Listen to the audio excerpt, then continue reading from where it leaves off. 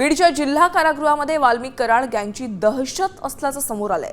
सरपंच देशमुख हत्या प्रकरणातील आरोपी सुदर्शन घुले, प्रतीक घुले आणि इतर गुन्ह्यातील आरोपी शंकर शेखकडून एका कैद्याला मारहाण करण्यात आली आहे। जेलमधील बॅरिकेडमध्ये बसण्याच्या जागेवर ना झालेल्या वादाचं रूपांतर हाणामारीत झालं। तर कैद्याकडनं जेलमध्ये घडलेला हा प्रकार एका व्यक्तीला सांगतानाची कथित ऑडिओ क्लिप व्हायरल झालेली आहे।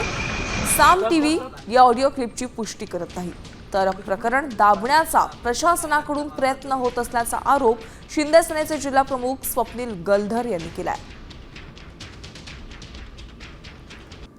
बीड जिल्हा कारागृहामध्ये सध्या कराडची गँग आहे आणि ही गँग या कारागृहामध्ये दहशत माजवतीये असा प्रश्न सध्याच्या घडीला उपस्थित होतोय। कारण या कराडच्या गँगनीच म्हणजे सुदर्शन घुले, प्रतीक घुलेनं एका कैद्याला मारहाण केल्याचं समजतंय। जेलमध्ये बसण्याच्या वादावरनं त्यानं मारहाण केल्याची माहिती समोर आली आहे।